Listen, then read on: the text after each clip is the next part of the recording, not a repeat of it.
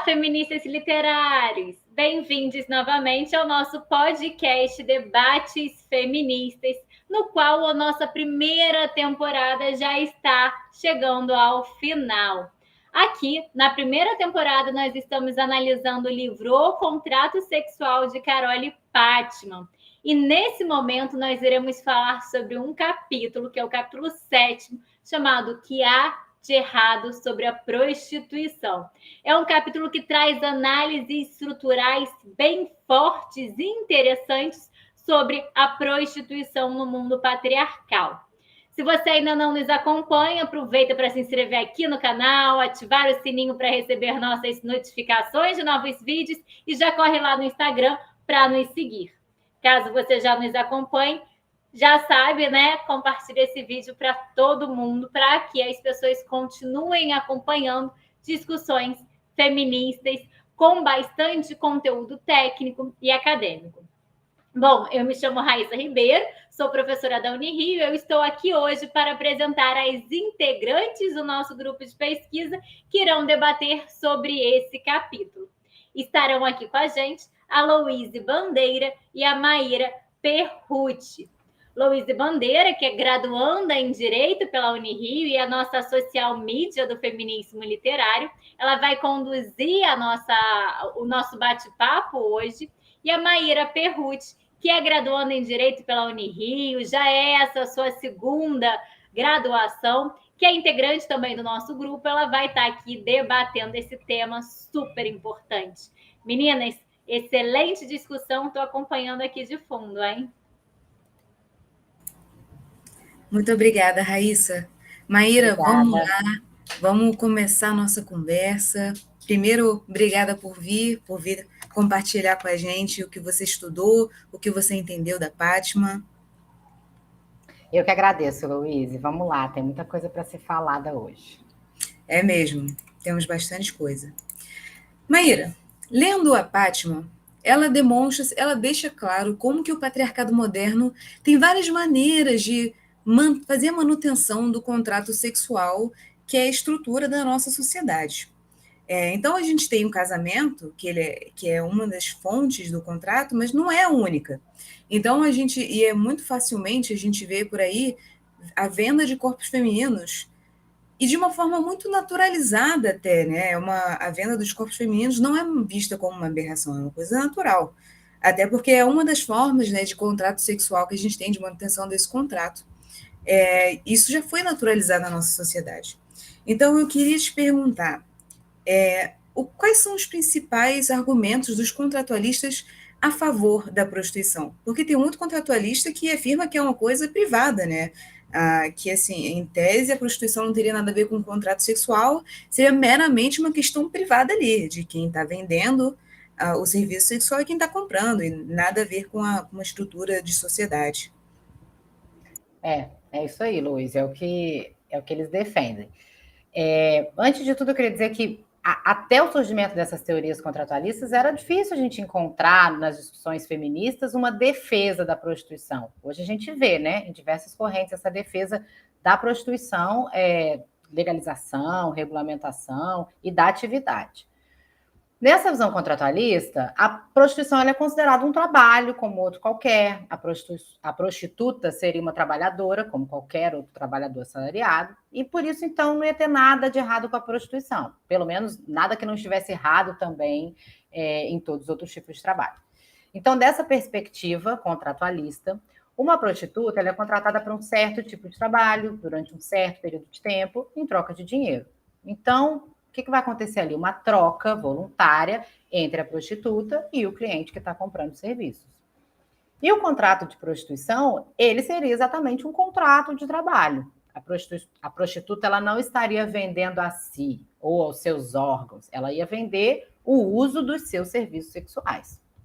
Para aqueles que contrapõem, dizendo que a prostituição é um exemplo de sujeição das mulheres aos homens, os contratualistas respondem que essa visão é um reflexo de atitudes, de posições antiquadas em relação ao sexo, que foram difundidas pela propaganda masculina e que as mulheres deveriam ter liberdade de vender esse serviço.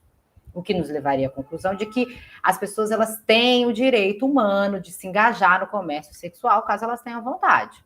Então, assim, a liberdade de contratar, a igualdade de oportunidades, essas coisas exigem que o contrato de prostituição ele esteja aberto a todos os indivíduos, qualquer indivíduo que possa comprar ou vender serviço no mercado. Qualquer um que necessite, digamos assim, né, do serviço sexual, de ter acesso a esse serviço, seja homem, seja mulher, seja jovem, seja velho, enfim. Ninguém é deixado de fora, todo mundo tem essa oportunidade.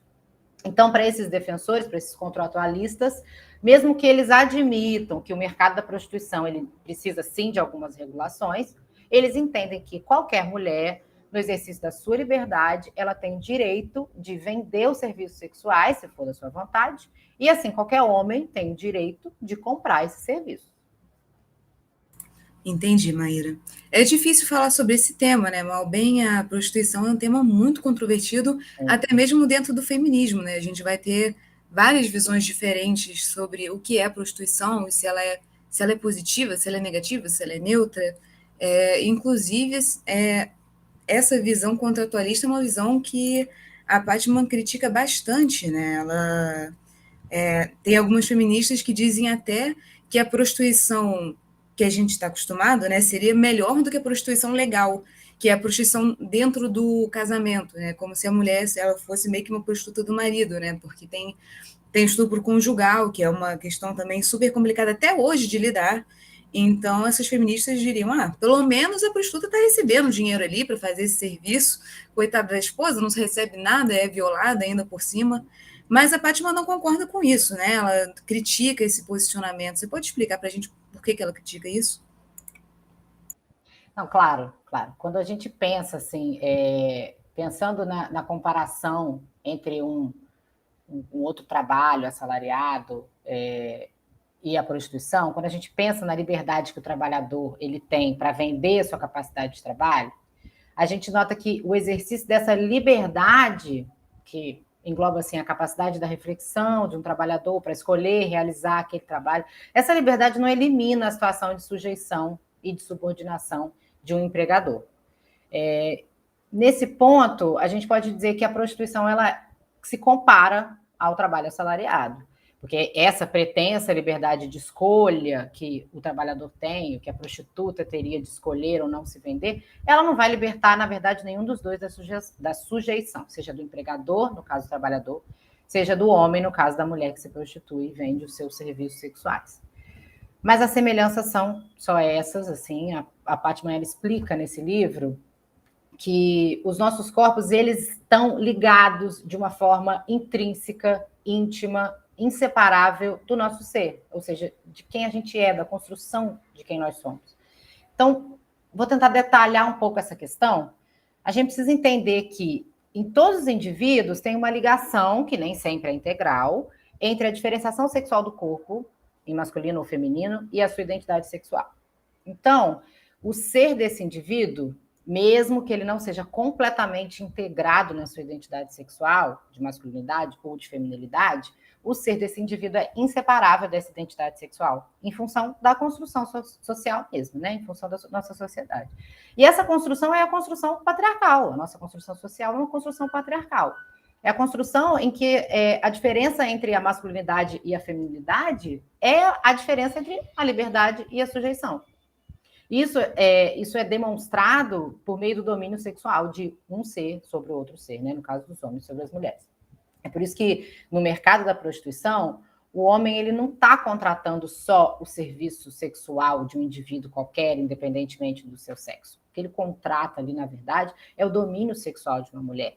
Mais especificamente, o domínio do ser dessa mulher. E é interessante pensar, né, Maíra? Porque na visão dos contratualistas, em tese, assim, nessa visão mais liberal, né? Em tese, todo mundo teria esse direito. Não, ela se prostitui porque ela tem esse direito de vender o serviço dela, e as pessoas têm o direito de comprar, quem quiser comprar.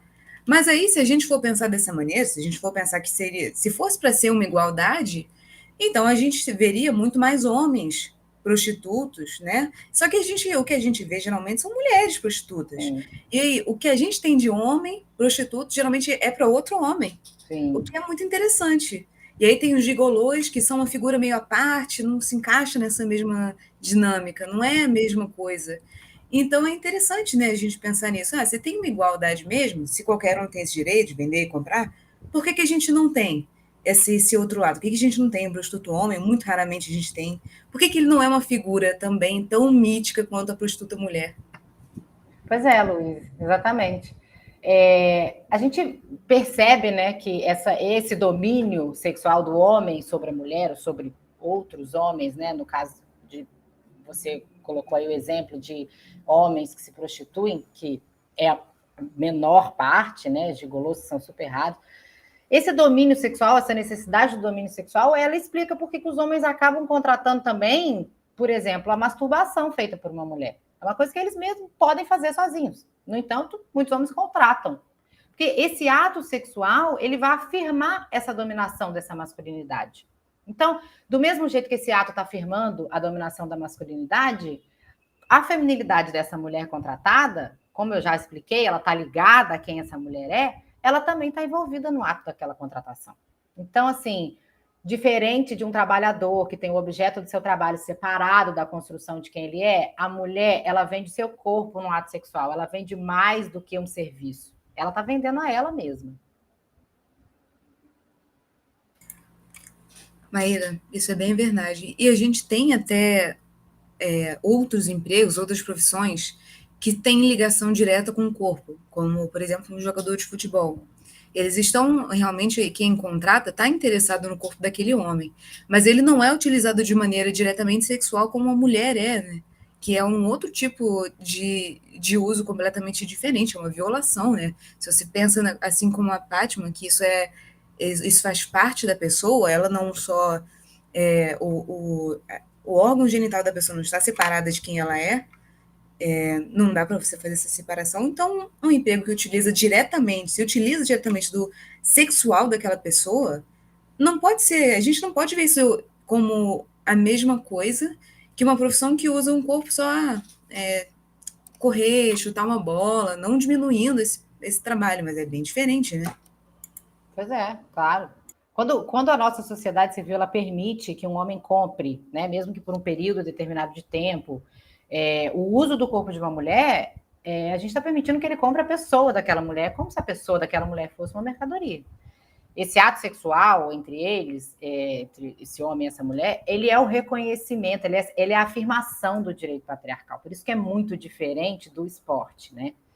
Ele é um reconhecimento público de que esses homens eles são senhores sexuais dessas mulheres, né? É isso que a gente consegue ver de muito errado na prostituição. É bem por aí. E a gente ainda tem uma defesa da prostituição que ainda vai por outro lado, né? Que vai assim, vai para uma naturalização da prostituição. É a profissão mais antiga do mundo. A gente não tem que se meter nessa história, é uma história super antiga, então a gente não tem que falar sobre isso porque é natural. É natural, sempre existiu, sempre vai existir, e é isso aí, ninguém fala sobre isso. Mas a Fátima, ela não entende muito assim, não, né, Maíra? Não, não é bem assim. Esse argumento é uma coisa, né? É um argumento utilizado para dizer que não tem como acabar com a prostituição, a gente não tem como lutar contra a prostituição, para defender que isso seja. Que a gente considere normal, né? Que a gente permita que isso aconteça. Mas esse argumento que a prostituição é uma característica universal da humanidade, de que é a profissão mais antiga do mundo, ele se fundamenta numa necessidade, no que seria uma necessidade sexual dos homens, né? Os homens têm essa necessidade sexual, então por isso essa profissão sempre existiu.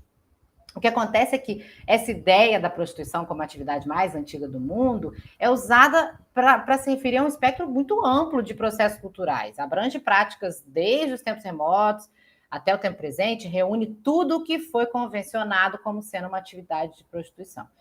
Então, acontece que o mesmo significado é atribuído tanto à prostituição religiosa na antiga Babilônia, à venda dos corpos de mulheres vulneráveis, carentes, em troca de comida para elas, à escravidão branca, aos bordéis para tropas de guerra, a oferta de mulheres aos descobridores brancos, entre outras atividades super diversas. Só que, Luíse, em estudos mais recentes feitos por historiadoras feministas, A gente percebeu que a prostituição, no sentido contemporâneo, no sentido que a gente entende, como a gente conhece a prostituição hoje, e como é defendida pelos contratualistas, ela é um fenômeno histórico e cultural muito diferente disso tudo aí que engloba a profissão mais antiga do mundo. Ele se desenvolveu, é um fenômeno que se desenvolveu por volta do final do século XIX, início do século XX, na Grã-Bretanha, nos Estados Unidos, na Austrália, e se espalhou. Até o final do século XIX, as prostitutas eram parte de uma mão de obra pobre, uma mão de obra temporária, entravam e saíam da prostituição, geralmente para se alimentar, enfim, ou por diversas razões. A partir do ato das doenças contagiosas na Grã-Bretanha, que foi para higienização, assim, digamos assim, a prostituição ela passa a ser uma atividade identificada, ela é restrita a determinados locais, ela é sujeita à fiscalização. Então, a partir daí, a prostituta passa a se socorrer da proteção dos cafetões. Então, é a partir desse momento que, quando a prostituição é profissionalizada, isso é muito recente, ela se transforma numa indústria capitalista, com a mesma estrutura de outras indústrias capitalistas, e com as prostitutas trabalhando em uma ocupação controlada pelos homens, pelos cafetões. Hoje, a prostituição ela faz parte de uma indústria internacional do sexo, inclui difusão em massa de livro, de filme pornográfico, oferta de clube de striptease, venda de excursão para país pobre, excursão sexual para países pobres, diversas práticas, né? Para Pátman, essa exposição do corpo, do órgão genital feminino, ela é fundamental para a indústria do sexo, porque ela relembra todo momento, de forma contínua, aos homens e às mulheres, que são os homens que exercem a lei patriarcal do direito sexual masculino e de acesso ao corpo dessas mulheres. Maíra, isso que você fala me lembra muito coisas que eu já vi por aí na minha vida, inclusive a diferença que a gente faz. Se, por exemplo, é comum, né? Relativamente, é bem comum, a gente vê outdoor, vê fotos publicitárias com mulheres nuas ou seminuas, sensuais, né? Que é aquele olhar bem masculino para o corpo feminino. Em compensação, até hoje é uma grande questão a gente permitir mulheres amamentarem em público. Ou seja, o único uso daquele corpo que não é para o prazer masculino é condenado. Exatamente. Porque tem que ser, nesse ponto de tem que ser, o corpo tem que ser erotizado para o olhar masculino, né? Então é muito difícil para a gente separar, ver a prostituição como unicamente uma atividade, como qualquer outra, quando tem uma questão, uma dinâmica de poder tão definida, tão bem delimitada aí, como você mesmo falou, que eu acho muito interessante da gente lembrar, as mulheres tiveram que recorrer aos cafetões para proteção, e essa assim, é uma proteção bem mais ou menos ainda, né? Porque tem muita exploração aí no meio. E é provavelmente muito devido aos cafetões também que essas mulheres não conseguiam sair dessa situação. Entravam na prostituição e não teriam condições de fazer outra coisa e ficariam sempre ali presas àquele cafetão. Elas estavam correndo perigo, além de perigo com os clientes, perigo em relação a esses cafetões também, né, que ameaçavam, não tinha absolutamente não tem nenhum escrúpulo. Então é realmente difícil, né, a gente defender a liberdade desse labor como algo que não tem nenhuma implicação estrutural na sociedade. Sim, Luiz, eu queria fazer só um comentário final importante. A gente está discutindo aqui, a gente fala sobre a prostituição e a gente mesmo acaba caindo, digamos assim, num vício de tratar isso como um problema das mulheres, né? Essa suposição de que a prostituição é um problema das mulheres, ela garante digamos assim, a imunidade, né, da outra parte do contrato, sim, desse homem que também está contratando. A história do contrato sexual, ela é contada de uma forma que a prostituição, ela é encarada como um problema da mulher, quando, na verdade, a gente tem que estar se perguntando uma outra questão. A gente tem que estar, não é se perguntando por que as mulheres vendem, como que a gente faz para as mulheres vender. A gente tem que estar se perguntando por que os homens querem comprar o corpo das mulheres e o ser dessas mulheres no mercado capitalista, como se fosse uma mercadoria, né? Acho que é uma questão para a gente lembrar, que a gente nunca coloca esse problema da prostituição na conta de quem compra. A gente está sempre colocando na compra de quem vende. Verdade, Maíra. E isso ainda lembra a gente de quando tinha leilão de mulheres, né? Então, assim, você não pode mais leiloar a mulher, mas você pode comprar uma por tempo determinado ali. É muito complexo isso, né? Sim, verdade. Olha, tem discussão para horas aqui, né? A gente tem É o mesmo. tempo limitado, mas espero que dê para as pessoas refletirem bastante sobre o que a gente trouxe até agora.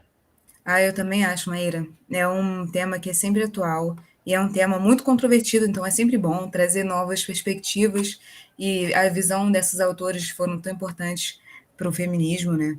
Eu queria te agradecer por trazer esse conteúdo para a gente. É um capítulo que eu considero especialmente, particularmente importante nesse diálogo do feminismo. E é uma coisa que é recorrente, né? Via tona. Obrigada a todos que assistiram até agora e até mais. Obrigada, gente. Tchau, tchau.